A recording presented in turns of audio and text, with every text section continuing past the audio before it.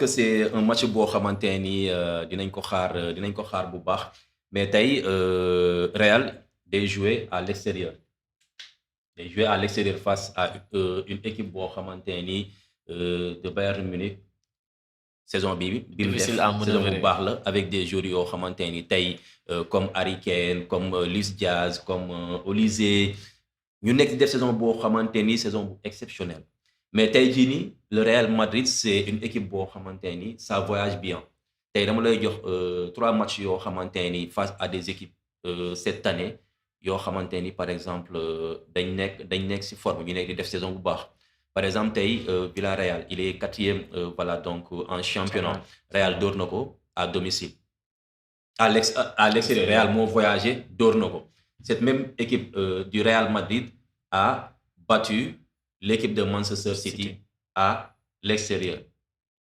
Tu vois? Et cette même équipe de Real Madrid a battu cette équipe d'Atlético Madrid à l'extérieur. Tu vois? Donc, 3 équipes yoo xamante ni tey mun nga leen jauger par rapport à cette équipe du Bayern de Munich. Et pourquoi c'est un match boo xamante ni ça reste ouvert? Parce que tey c'est 2-1. Si toutefois, par exemple, Real njëkk a dugal, ça va faire douter l'adversaire. Carte yi day jaxasoo et automatiquement le Real transition offensive yi nga xamante ne da koy am mun na profiter si loolu noonu parce que tu as un joueur comme Vinicius, tu as un joueur comme Mbappé, automatiquement mun nañ def la différence ou bien les différences parce que moment boobu noonu c'est 1-0, c'est 2-2 au plan comptable. yaa ngi dégg foofu noonu comment dirais-je Bayern day focaliser wu day focus pour dem dugali pour jéem a lijjante match bi parce que c'est à domicile et il y aura la pression du public moo tax may la c'est un match boo xamante ni c'est ouvert ça peut faire bénéficier effectivement le Real Madrid man côté boobu noonu Real laa jox avantage du point de vue psychologique si toutefois mu njëkk a dugal lépp day basculer lépp day jaxasoo et pour mu gagner match bi ça sera facile, ça ne sera pas compliqué. Mais ça sera un match un match aussi tactique. Je le dis clairement. Et il faudra justement une discipline tactique à ces deux équipes-là. Ouais. Parce que tey jii nii soo respecté sa adversaire si genre match yi nii c'est-à-dire da ngay def ay erreurs yoo xamante ni ça peut payer cash. mais Real mas ale bi lu mu raté dafa bëri boo ko defee.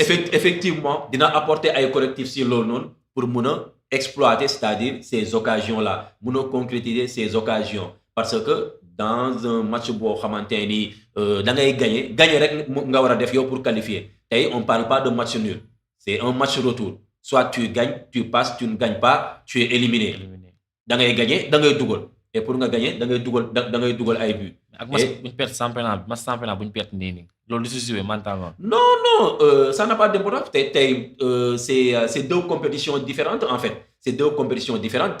Le Real Madrid peut dire que bon par rapport à championnat bi déjà Barça rawee na ko combien 6 points je ne sais quoi day concentré aussi Ligue des Champions bi et si toutefois mu jàll tey Bayern bii nii da lay gën a jox confiance. Et cette équipe de Real Madrid a éliminé Manchester City bu leen fàtte loolu noonu. 3-0 à domicile à l'extérieur 2-1.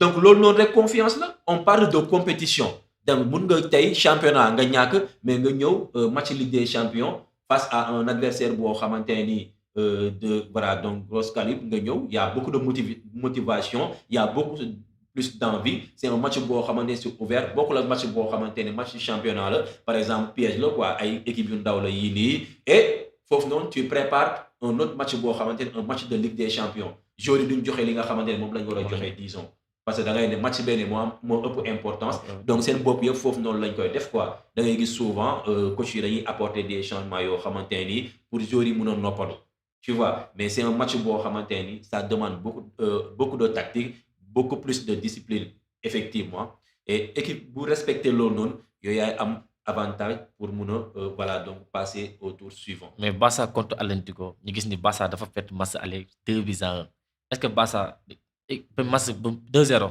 match bu mu perte est-il condamné pour le match aller mën nañu ko condamné si match aller bi. waaw tey match boobu noonu mu perte 2-0 tey da ngay gis ne Atlético c'est pas une équipe boo xamante ni c'est facile à manœuvrer ou bien à manier c'est pas facile.